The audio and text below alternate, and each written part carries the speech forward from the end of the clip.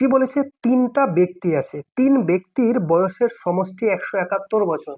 সমষ্টি মানে যোগ করে তিনজনের বয়সটি মিলে হচ্ছে 171 বছর।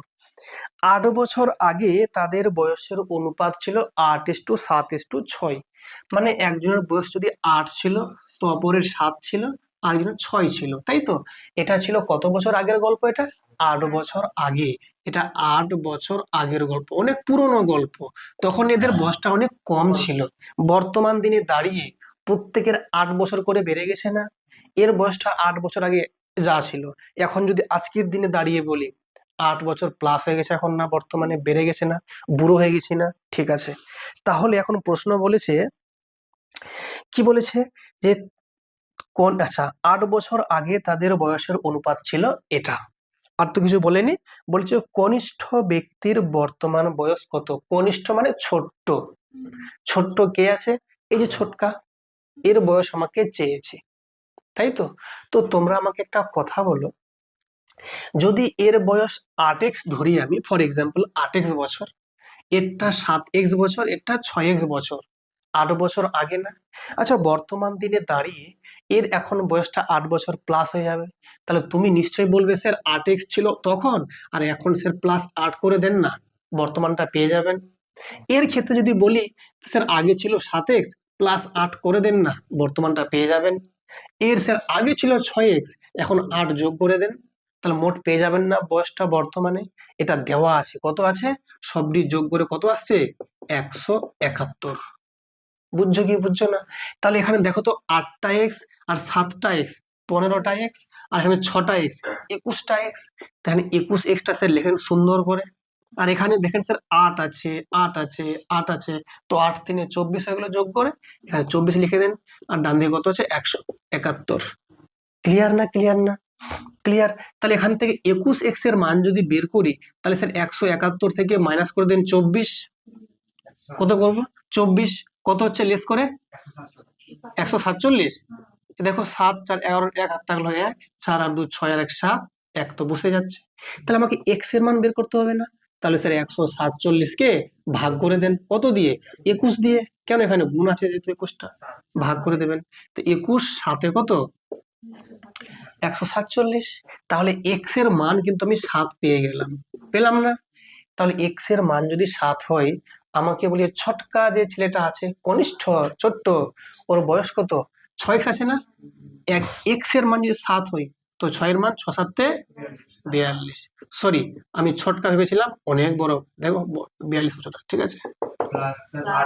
এটা যদি 8 বছর আগে 42 হয়, তো এখন কত? এখন তাহলে 42 যোগ 8 হয়ে যাবে 50 বছর বয়স। কি ক্লিয়ার না? ক্লিয়ার না? দারুণ অঙ্ক আছে। যদি বলতো 8 বছর আগে কত, তাহলে হবে 42, এখন হচ্ছে 50, কারণ 8 বছর প্লাস হয়ে যাচ্ছে না। ঠিক আছে, এগুলো অঙ্ক বাড়িতে বারবার প্র্যাকটিস করবে, দেখবে, লিখবে, জানবে, পরিচিতি বাড়াতে হবে, ঠিক আছে, নাহলে কিন্তু হবে না। বলছে কিছু নির্দিষ্ট পরিমাণ অর্থ এ বি সি এর মধ্যে এমন ভাবে ভাগ করা হলো যাতে এর টাকার জন্য বি ও সি যথাক্রমে 1 টাকার জন্য বি ও সি যথাক্রমে 25 পয়সা ও 50 পয়সা পায়। একটা জিনিস লক্ষ্য করো, এখানে বলেছে এরটা 1 টাকা, আর বি এরটা বলছে কত? 25 পয়সা, আর সেটা বলছে 50 পয়সা। এর টাকাতে আর একে বলছে পয়সাতে।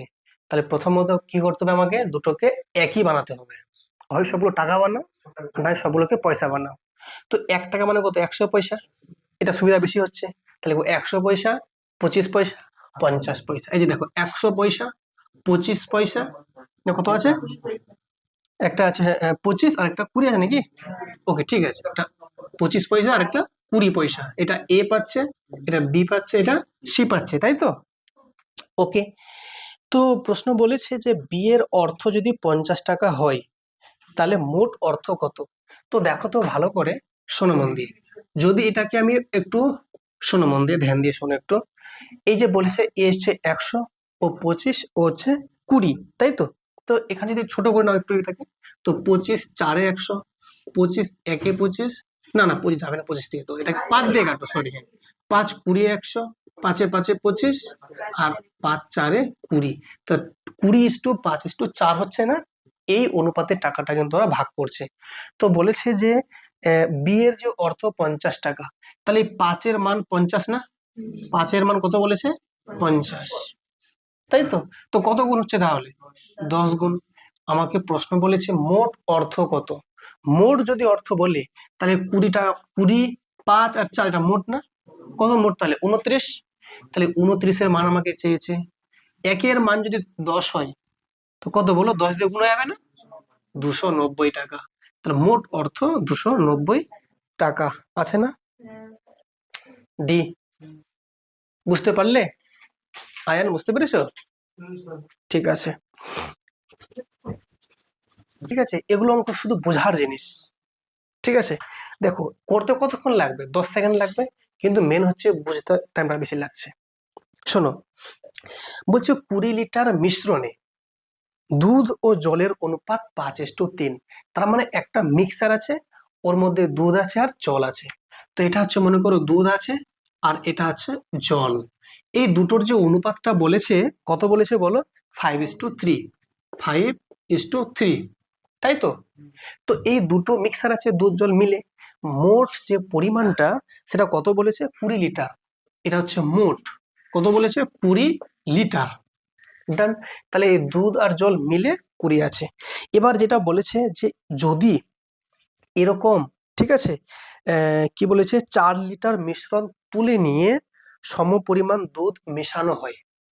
শোনো মন দিয়ে, বলছে 4 লিটার মিশ্রণ তুলে নিলাম, ওখান থেকে 4 লিটার মিশ্রণ তুলে নিলাম। তাহলে বলো তো এই মুহূর্তে ওখানে দুধ আর জলের যে অনুপাতটা থাকবে কত,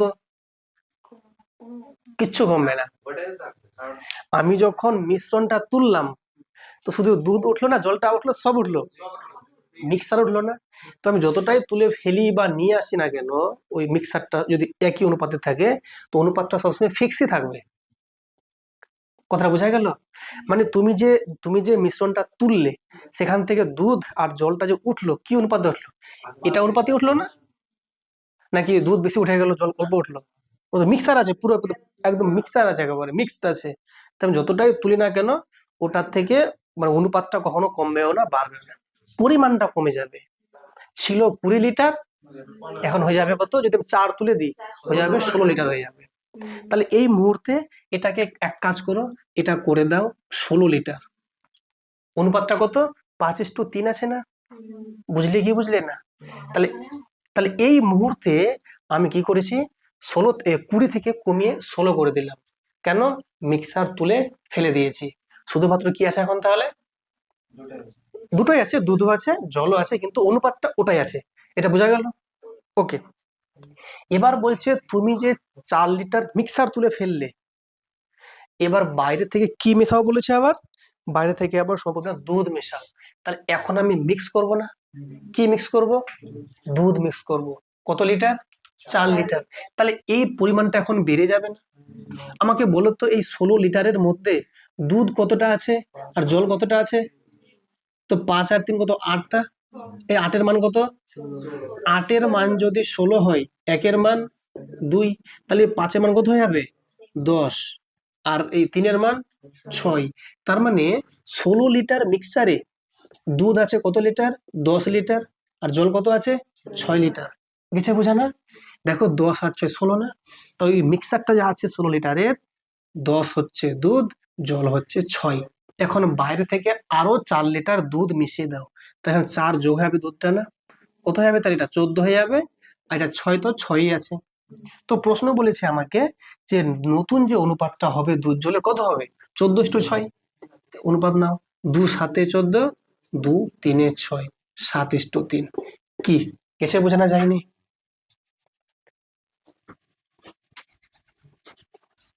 খুব ধ্যান দিয়ে বুঝবে, কেমন?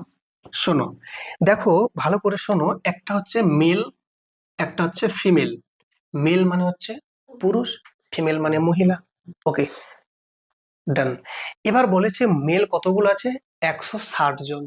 তাহলে 160 দিলাম তাহলে এখানে, আর কতজন আছে মহিলা দেওয়াই নেই, আমি ধরে নিচ্ছি x জন। ওকে না?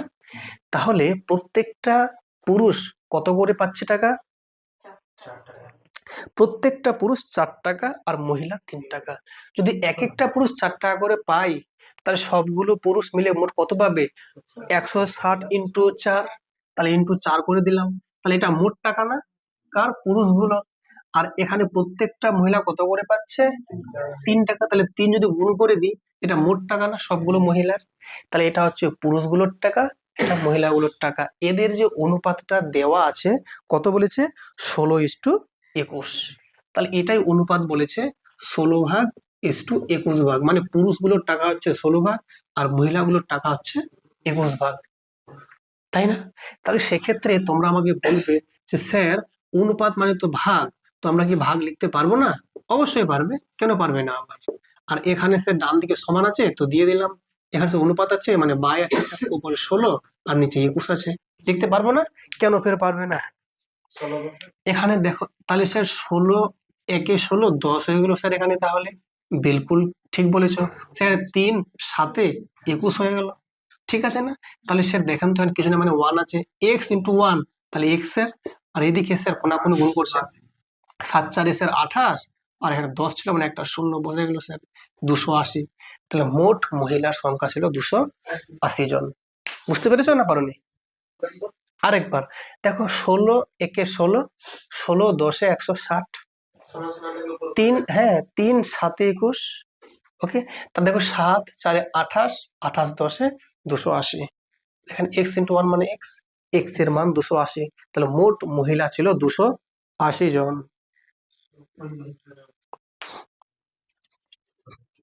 দেখো বলছে 3টি সংখ্যার অনুপাত দেওয়া আছে 5:7:12, তাই তো?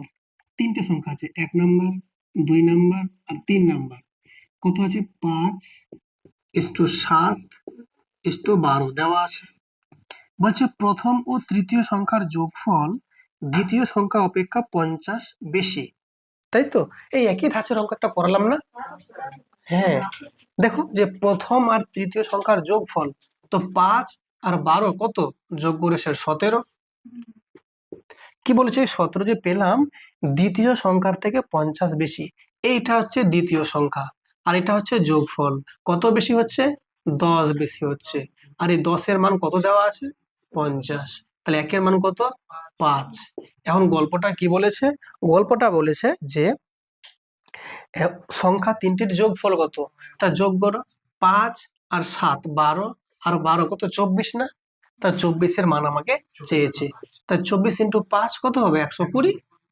তাহলে আনসার 120। অঙ্ক দেখো অপশন আমাদের ডি। ওকে, যাইনি বোঝা?